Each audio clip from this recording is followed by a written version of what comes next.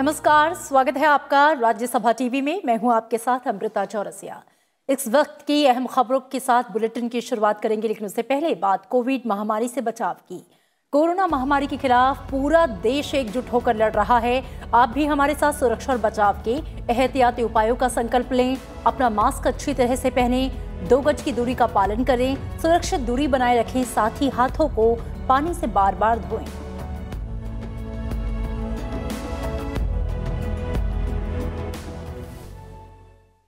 और खबरों की शुरुआत, लेकिन सबसे पहले हेडलाइंस पर नजर।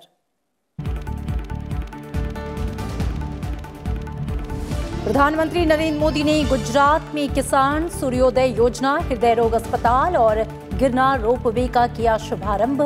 कहा, ये तीनों गुजरात की शक्ति, भक्ति और स्वास्थ्य के प्रतीक। कृषि क्षेत्र की मजबूती के लिए अनेक कदम उठा रही है सरकार।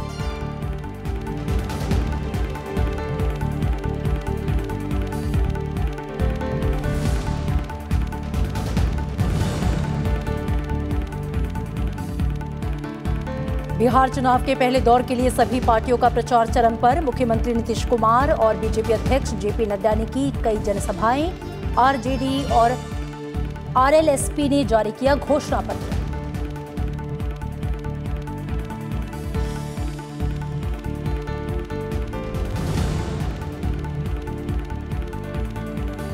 देश भर में अब तक 70 लाख से ज्यादा कोरोना मरीज स्वस्थ, रिकवरी दर करीब 90%।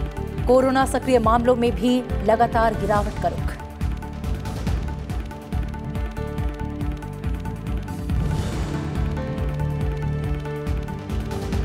केंद्र ने मोरेटोरियम अवधि के लिए 2 करोड़ रुपए तक के लोन पर माफ किया ब्याज पर ब्याज। वित्त मंत्रालय ने कर्ज पर ब्याज छूट को लेकर दिशा निर्देश किए जारी। आयकर रिटर्न दाखिल करने की तारीख 31 दिसंबर तक बढ़ाई गई।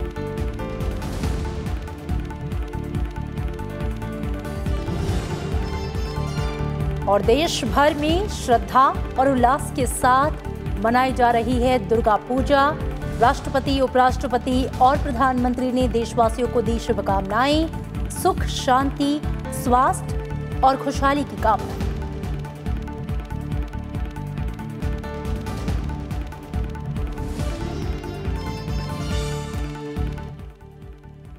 प्रधानमंत्री नरेंद्र मोदी ने आज गुजरात के विकास के लिए 3 अहम परियोजनाओं का वीडियो कॉन्फ्रेंसिंग के माध्यम से उद्घाटन किया। उन्होंने कहा कि ये तीनों परियोजनाएं गुजरात की शक्ति, भक्ति और स्वास्थ्य के प्रतीक हैं। प्रधानमंत्री ने यह भी कहा कि सुजलाम सुफलाम और सौनी योजना के बाद अब सूर्योदय योजना गुजरात के किसानों के लिए मील का पत्थर साबित होगी। प्रधानमंत्री नरेंद्र मोदी ने गुजरात के किसानों को बड़ी सौगात दी है। प्रदेश में किसानों को सिंचाई के लिए अब सुबह 5 बजे से रात 9 बजे तक बिजली की आपूर्ति की जाएगी। इसके लिए प्रधानमंत्री नरेंद्र मोदी ने किसान सूर्योदय योजना की शुरुआत की। योजना के पहले चरण में दाहोद, पाटन, महिसागर, पंचमहल, छोटा उदयपुर, खेड़ा, तापी, वलसाड, आणंद और गिर सोमनाथ को शामिल किया गया है। बाकी जिलों को सिलसिलेवार तरीके से 2023 तक कवर किया जाएगा। राज्य सरकार ने इसके लिए 3,500 करोड़ रुपए का बजट आवंटित किया है। प्रधानमंत्री ने कहा कि किसान सूर्योदय योजना से किसानों के जीवन में खुशहाली आएगी। जो गांवों से नहीं जुड़े हैं, खेती से नहीं जुड़े हैं, उनमें से बहुत कम को ही पता होगा कि किसानों को सिंचाई के लिए ज्यादातर रात में ही बिजली मिलती है। ऐसे में खेत में सिंचाई के समय किसानों को रात भर जागना पड़ता है। जूनागढ़ और गिर सोमनाथ जैसे इलाकों में जहां से किसान सूर्योदय योजना शुरू हो रही है, वहां तो वाइल्ड लाइफ, जंगली जानवरों का भी बहुत ज्यादा खतरा रहता है। इसलिए किसान सर्वोदय योजना न सिर्फ राज्य के किसानों को सुरक्षा देगी, बल्कि उनके जीवन में नया सवेरा भी लाएगी। प्रधानमंत्री ने कहा कि गुजरात देश का पहला राज्य था जिसने सौर ऊर्जा के लिए 1 दशक पहले ही व्यापक नीति बनाई थी। उन्होंने कहा कि भारत सोलर पावर के उत्पादन और उपयोग दोनों के मामले में आज दुनिया के अग्रणी देशों में एक है। प्रधानमंत्री ने कहा कि देश का एग्रीकल्चर सेक्टर मजबूत हो, किसान को खेती करने में मुश्किल ना हो, इसके लिए निरंतर नई नई पहल की जा रही है। उन्होंने कहा कि देश में आज अन्नदाता को ऊर्जादाता भी बनाने के लिए काम किया जा रहा है। कुसुम योजना के तहत किसानों, किसान उत्पादक संघ, एफपीओज, कोऑपरेटिव्स, पंचायतों, ऐसे हर संस्थानों को बंजर जमीन पर छोटे छोटे सोलर प्लांट लगाने में सहायता दी जा रही है। देश भर के लाखों किसानों के सोलर पंपों को भी ग्रिड से जोड़ा जा रहा है। इससे जो बिजली खेतों में पैदा होगी, उसको किसान जरूरत के हिसाब से अपनी सिंचाई के लिए उपयोग कर पाएंगे और अतिरिक्त बिजली को बेच भी पाएंगे। देश भर में करीब 70.5 लाख किसान परिवारों को सोलर पंप लगाने में मदद की जा रही है। इससे किसानों को सिंचाई की सहूलियत भी मिलेगी और उन्हें अतिरिक्त आय भी हो जाएगी। प्रधानमंत्री ने कहा कि जब किसानों को दिन में बिजली मिलेगी तो ज्यादा से ज्यादा पानी बचाने पर भी उतना ही जोर देना है। उन्होंने पानी की बचत करने के लिए पर ड्रॉप मोर क्रॉप का मंत्र भी दोहराया। Bureau report, Rajya Sabha TV. प्रधानमंत्री ने अहमदाबाद स्थित सिविल अस्पताल परिसर में देश के सबसे बड़े हृदय रोग चिकित्सा संस्थान UN Mehta institute of cardiology and research centre का उद्घाटन किया। साथ ही जूनागढ़ में गिरनार पर्वतीय रोपवे की शुरुआत की। प्रधानमंत्री ने अहमदाबाद में UN मेहता हृदय रोग विज्ञान और अनुसंधान केंद्र में देश के सबसे बड़े हृदय रोग अस्पताल को राष्ट्र को समर्पित किया। अस्पताल में 470 करोड़ रुपए की लागत से नई सुविधाएं स्थापित की गई हैं। अस्पताल में बिस्तरों की संख्या भी 450 से बढ़ाकर 1251 हो गई है। प्रधानमंत्री ने कहा कि गुजरात में सर्वोदय के साथ ही आरोग्योदय भी हो रहा है। बदलती लाइफस्टाइल के कारण हार्ट से जुड़ी समस्या को हम देख रहे हैं, दिनों दिन बढ़ती चली जा रही है, छोटे बच्चों में हो रही है। ऐसे में ये अस्पताल गुजरात ही नहीं, देश भर के लोगों के लिए बहुत बड़ी सुविधा है। प्रधानमंत्री ने कहा कि बीते 2 दशकों में गुजरात ने आरोग्य के क्षेत्र में अभूतपूर्व काम किया है। चाहे वो आधुनिक अस्पतालों का नेटवर्क हो, मेडिकल कॉलेज हो या हेल्थ सेंटर्स हो, गांव-गांव को बेहतर स्वास्थ्य सुविधाओं से जोड़ने का बहुत बड़ा काम किया गया है।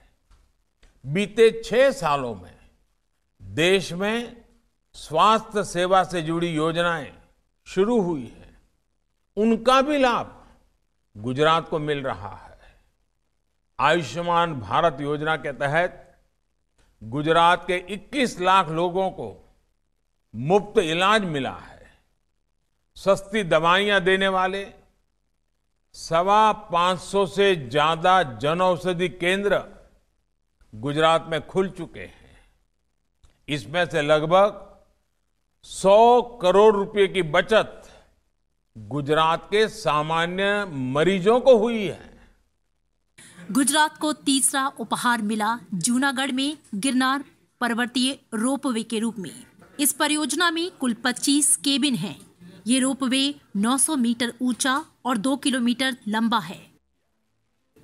इस रोपवे से प्रति घंटे 800 यात्रियों और प्रतिदिन 8000 यात्रियों की आवाजाही संभव होगी।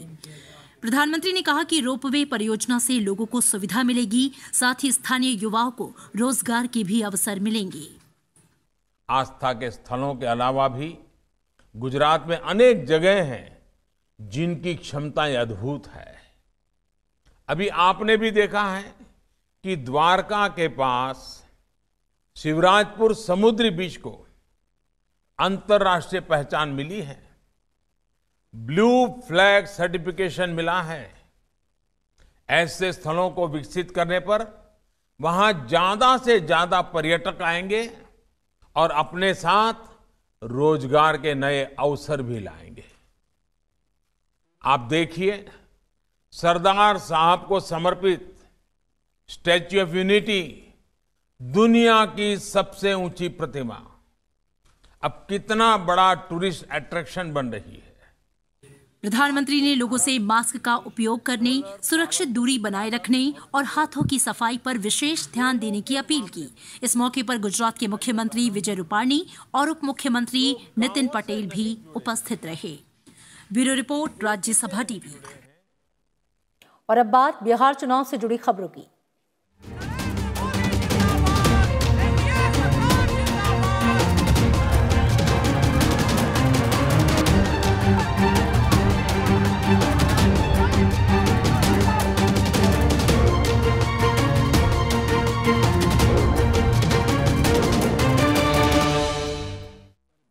बिहार में पहले चरण के चुनाव के लिए प्रचार जोरों पर है। सभी राजनीतिक दलों के स्टार प्रचारक रोजाना कई जनसभाएं कर रहे हैं। बिहार के मुख्यमंत्री नीतीश कुमार ने आज बेगूसराय, खगड़िया और वैशाली समेत विभिन्न क्षेत्रों में प्रचार किया और लोगों से एनडीए उम्मीदवारों के पक्ष में मतदान की अपील की। उन्होंने बीते 5 साल में बिहार के विकास के लिए कामों और उपलब्धियों को गिनाया।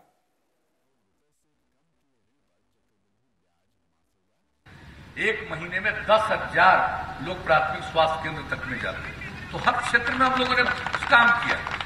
पहला 5 साल किया, उससे भी ज्यादा दूसरा 5 साल। कितना सड़क का निर्माण हुआ।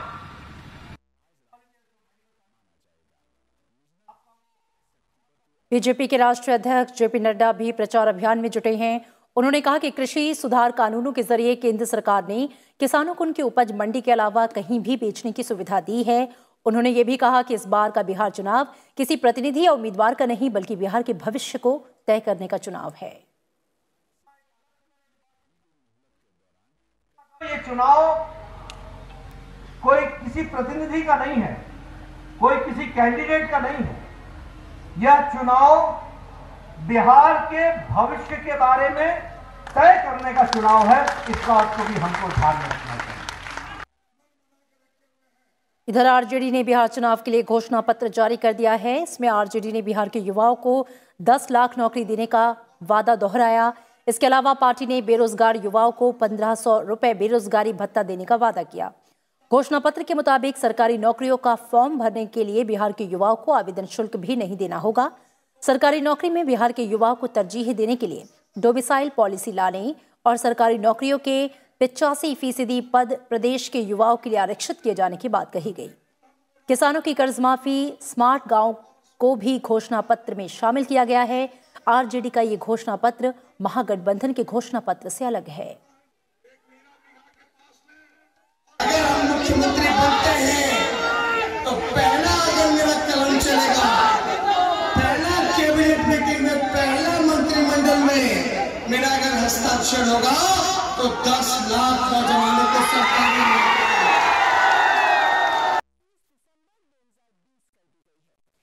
वहीं ग्रैंड डेमोक्रेटिक सेक्युलर फ्रंट में शामिल राष्ट्रीय लोक समता पार्टी के प्रमुख उपेंद्र कुशवाहा ने भी आरएलएसपी का वचन पत्र जारी किया। घोषणा पत्र में आरएलएसपी ने प्रदेश में शिक्षा सुधार के लिए 25 वचनों की सूची जारी की है। पार्टी ने गरीब घर के बच्चों के लिए नवोदय विद्यालय की तर्ज पर बिहार में 5 नए विद्यालय खोलने समेत कई वायदे किए। इसके अलावा पार्टी ने युवा आयोग का गठन करने, मनरेगा की तर्ज पर कृषि रोजगार योजना लागू करने, स्वास्थ्य सुविधाओं को दुरुस्त करने की बात कही। साथ ही युवा सशक्तिकरण, महिला सशक्तिकरण और बाल सुरक्षा से जुड़े मुद्दों को भी वचन पत्र में शामिल किया है। पहले चरण के लिए प्रचार सोमवार शाम समाप्त हो जाएगा। 16 जिलों की 71 विधानसभा सीटों के लिए 28 अक्टूबर को मतदान होगा। बीजेपी की वरिष्ठ नेता और केंद्रीय वित्त मंत्री निर्मला सीतारमण ने बीजेपी के घोषणा पत्र में मुफ्त कोरोना वैक्सीन के वादे को सही ठहराया। निर्मला सीतारमण ने कहा कि कोई भी पार्टी ये घोषणा कर सकती है कि सत्ता में आने पर वो क्या करेगी। It is a manifesto announcement. A party can announce what it wants in terms of when it comes to power, what it would do. And that's exactly what it is announced. It is part of a manifesto promise. Every political party, when it releases its manifesto, does state what it wants to do for its state. Health is a state subject, and it can obviously pick up on things which it wants to do. So it's perfectly in order, I would think. और इससे पहले निर्मला सीतारमण ने बिहार निवासी 6 साल की अबोध बच्ची के साथ पंजाब में हुई रेप और हत्या की वारदात को लेकर कांग्रेस और आरजेडी पर निशाना साधा। उन्होंने राहुल गांधी और तेजस्वी की चुप्पी को लेकर सवाल उठाए। उन्होंने कहा कि होशियारपुर में दुष्कर्म की शिकार बच्ची के परिवार को न्याय दिलाने के लिए बीजेपी प्रतिबद्ध है। निर्मला सीतारमण ने यह भी कहा कि दुष्कर्म की किसी भी घटना का राजनीतिकरण नहीं किया जाना चाहिए। Let me first hurry and hasten to say, rape should not be politicized. No rape should be politicized. It's despicable that rapes happen and justice is delayed in some cases. And all political parties together will have to make sure that the system responds speedily and justice is delivered in time.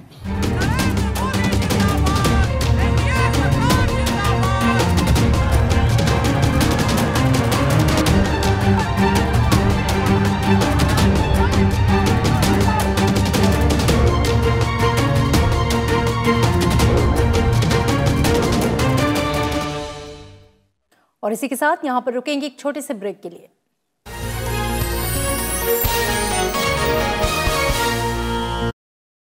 देखिए मेरे साथ देश देशांतर रात 8:30 सिर्फ Rajya Sabha TV पर।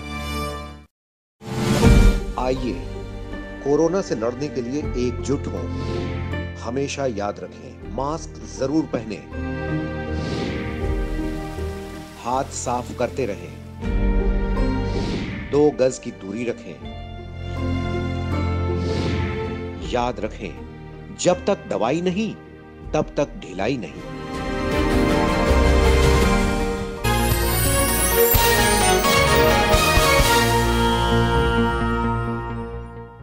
Break के बाद स्वागत है आपका। खबरों में बढ़ेंगे आगे। सक्रिय मरीजों की संख्या में लगातार गिरावट जारी है। वहीं देश भर में अब तक 70 लाख से ज्यादा कोरोना मरीज स्वस्थ हो चुके हैं और रिकवरी दर बढ़कर 90% के करीब हो गई है। हर दिन बड़ी तादाद में ठीक होने वाले कोरोना मरीजों के साथ ही देश में सक्रिय मामलों की संख्या में लगातार गिरावट जारी है। लगातार दूसरे दिन सक्रिय मामलों की संख्या 7 लाख से नीचे रही। इस समय देश में कोरोना के सक्रिय मामलों की संख्या 6,80,680 है, जो कुल मामलों का 8.71% है। बीते 24 घंटे में कोरोना संक्रमण के 53,370 नए मामले सामने आने के साथ ही देश भर में अब तक कोरोना संक्रमितों की कुल संख्या 78,14,682 हो गई है। जांच, निगरानी और उपचार की केंद्र की नीति प्रभावी ढंग से लागू करने के कारण कोरोना से स्वस्थ होने वाले लोगों की संख्या बढ़ी है और मृत्यु दर घटी है। देश में कोरोना मरीजों के स्वस्थ होने की दर बढ़कर 89.78% हो गई है। बीते 24 घंटे के दौरान 67,000 से ज्यादा कोविड मरीज स्वस्थ हुए हैं और अब तक 70,16,000 से ज्यादा लोग कोरोना संक्रमण से मुक्त हो चुके हैं। इस समय देश में मृत्यु दर 1.51% है, जो विश्व में सबसे कम मृत्यु दर में से एक है।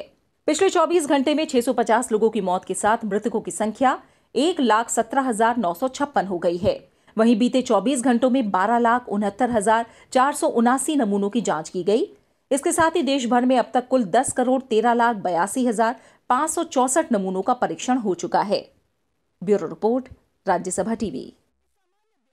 केंद्र सरकार ने कर्जदारों को बड़ी राहत दी है। कोविड-19 संकट के चलते रिजर्व बैंक की तरफ से कर्ज चुकाने को लेकर दी गई मोहलत से जुड़े ब्याज से छूट देने को लेकर दिशा निर्देश को वित्त मंत्रालय ने मंजूरी दी। इसके तहत 2 करोड़ रुपए तक के कर्ज पर 6 महीने के लिए दी गई मोहलत के दौरान ब्याज पर ब्याज और साधारण ब्याज के बीच अंतर के बराबर राशि का भुगतान सरकार करेगी। यह राहत इस सीमा के तहत आने वाली सभी कर्जदारों को मिलेगी, चाहे उन्होंने किस्त भुगतान से 6 महीने की मोहलत यानी कि मॉरेटोरियम का विकल्प चुना हो या नहीं। ये लाभ 1 मार्च 2020 से 31 अगस्त 2020 की अवधि के लिए है। अगर किसी का लोन 2 करोड़ रुपए तक का है और उसने मॉरेटोरियम का फायदा नहीं उठाते हुए लगातार EMI जमा की है तो उसे कैशबैक का लाभ मिलेगा। ऐसे में अगर आपने भी लोन मॉरिटोरियम के दौरान किस्त चुकाई है तो आपको बैंक कैशबैक देगा।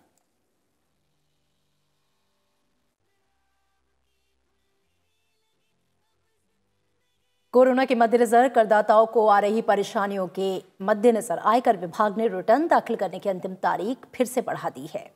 वित्त वर्ष 2019-20 का आयकर रिटर्न दाखिल करने की समय सीमा 1 महीने बढ़ाकर 31 दिसंबर तक कर दी गई है। वित्त मंत्रालय ने कहा है कि जिन करदाताओं को अपने खातों का ऑडिट कराने की जरूरत है, उनके लिए आरटीआर दाखिल करने की समय सीमा 2 महीने बढ़ाकर 31 जनवरी 2021 कर दी गई है। सरकार ने इससे पहले मई में भी करदाताओं को अनुपालन में राहत देते हुए वित्त वर्ष 2019-20 के आरटीआर भरने की समय सीमा को 31 जुलाई से बढ़ाकर 30 नवंबर तक कर दिया था। वित्त वर्ष 2018-19 का जीएसटी रिटर्न भरने की समय सीमा भी 2 महीने के लिए बढ़ा दी गई है। केंद्रीय अप्रत्यक्ष कर और सीमा शुल्क बोर्ड सीबीआईसी ने कहा है कि अब 2018-19 का सालाना जीएसटी रिटर्न 31 दिसंबर तक भरा जा सकता है। सरकार ने इससे पहले जीएसटी रिटर्न भरने की समय सीमा को बढ़ाकर 31 अक्टूबर 2020 किया था।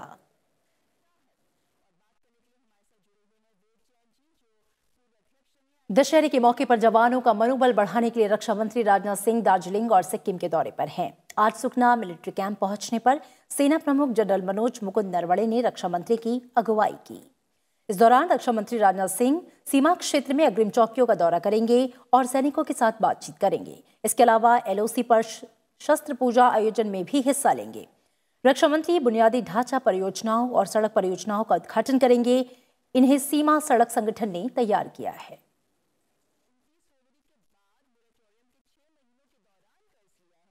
भारत तिब्बत सीमा पुलिस यानी कि आईटीबीपी आज अपना 59वां स्थापना दिवस मना रहा है। आईटीबीपी के हिमवीर आज सीमा सुरक्षा से लेकर आतंकवाद विरोधी और आंतरिक सुरक्षा समेत कई मोर्चों पर अपनी सेवाएं दे रहे हैं।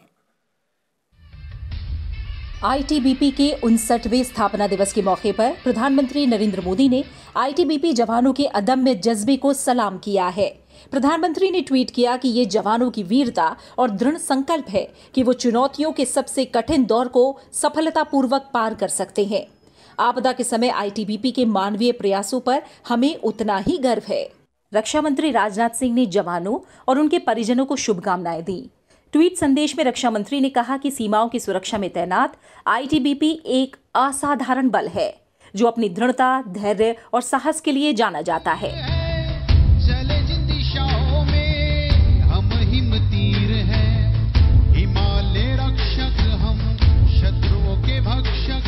इस अवसर पर ग्रेटर नोएडा में खास कार्यक्रम आयोजित किया गया। केंद्रीय गृह राज्य मंत्री जी किशन रेड्डी ने समारोह में शिरकत की।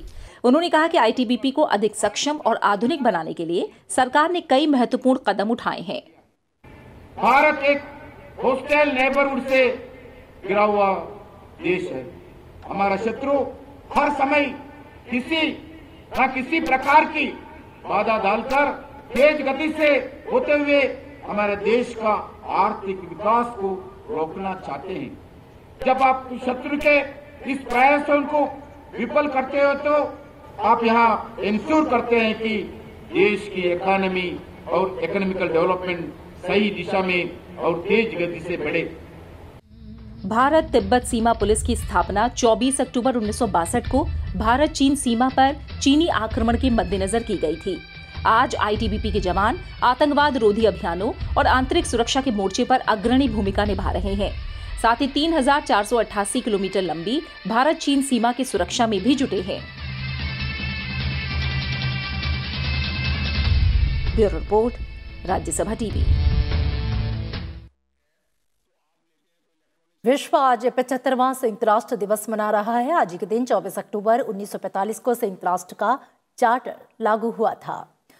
भारत संयुक्त राष्ट्र के नेतृत्व में शांति और आपदा राहत के कार्यों के लिए फंड के साथ सैनिक और समय पर योगदान देने वालों में से एक रहा है। जनवरी 2021 में भारत 2 साल के लिए संयुक्त राष्ट्र सुरक्षा परिषद का स्थायी सदस्य बन जाएगा। भारत पहले भी 8 बार सुरक्षा परिषद का अस्थायी सदस्य रहा है। इस मौके पर अपने संदेश में संयुक्त राष्ट्र महासचिव एंटोनियो गुतेरेस ने कहा कि कोविड-19 से लेकर आपात जलवायु स्थिति तक दुनिया के सामने बड़ी चुनौतियां हैं, जिससे वैश्विक एकजुटता और सहयोग से ही निपटा जा सकता है। When the pandemic hit, I called for a global ceasefire. In our world today, we have one common enemy, COVID-19. Now is the time for a stepped-up push for peace to achieve a global ceasefire. The clock is ticking. And we must also make peace with our planet. The climate emergency threatens life itself. We must mobilize the whole world to reach carbon neutrality, net zero emissions of greenhouse gases by 2050. Bharat ने संयुक्त राष्ट्र दिवस की 75वीं वर्षगांठ पर डाक ticket जारी किया। स्मारक डाक टिकट विदेश मंत्री एस जयशंकर ने जारी किया। भारत ने कहा कि विश्व को संयुक्त राष्ट्र के प्रारूप में सुधार की जरूरत है। इस बार भारत अपने इस कार्यकाल के लिए काफी अहम योजनाएं बना रहा है।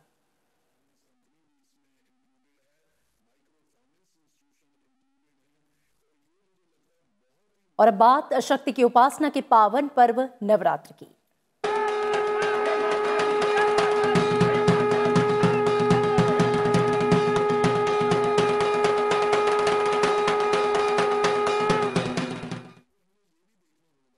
देश भर में आज विधि विधान से दुर्गा पूजा की गई। महाअष्टमी के मौके पर घरों में पूजा करने के साथ श्रद्धालुओं ने मंदिर जाकर भी मां दुर्गा की पूजा की, तो कई जगहों पर महानवमी का भी पूजन कर व्रत अनुष्ठान पूरा किया गया। दिल्ली, वाराणसी और जम्मू समेत विभिन्न शहरों में दुर्गा पूजा की अलग अलग तस्वीरें भी देखने को मिली।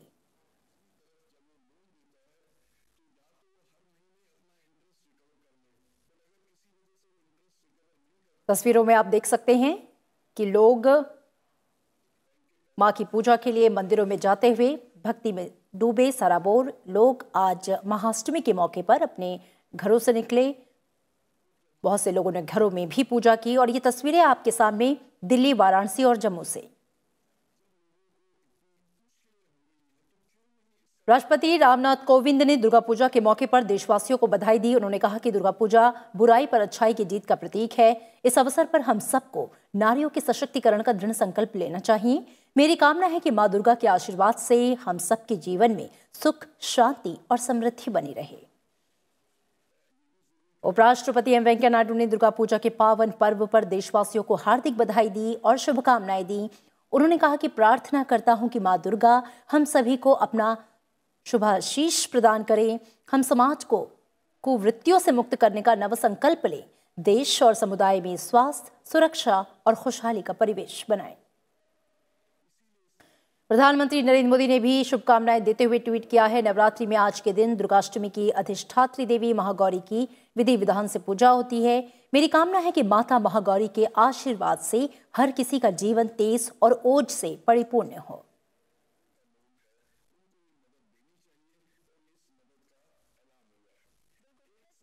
राष्ट्रपति रामनाथ कोविंद और उपराष्ट्रपति एम वेंकैया नायडू ने दशहरे की पूर्व संध्या पर देशवासियों को हार्दिक बधाई और शुभकामनाएं दी हैं। उपराष्ट्रपति ने अपने संदेश में कहा कि देश भर में बड़े उत्साह और उमंग के साथ मनाया जाने वाला ये पर्व बुराई पर अच्छाई की जीत का प्रतीक है और देवी दुर्गा द्वारा महिषासुर के रूप में समाज की कुवृत्तियों के विनाश का उत्सव है। ये त्योहार हमें भगवान राम के मर्यादापूर्ण जीवन की याद दिलाता है। वे एक आदर्श पुत्र, आदर्श पति और आदर्श राजा हैं और धर्म, सत्य, न्याय व नैतिकता के प्रतीक हैं।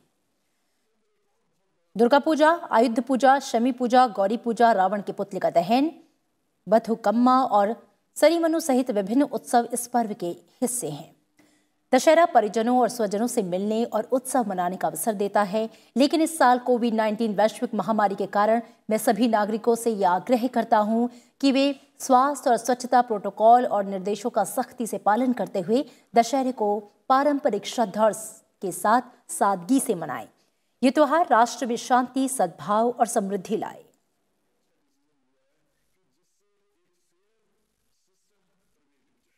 और फिलहाल इस बुलेटिन में इतना ही, लेकिन चलते चलते एक बार फिर से आपसे ये अपील कि कोरोना महामारी के खिलाफ पूरा देश एकजुट होकर लड़ रहा है।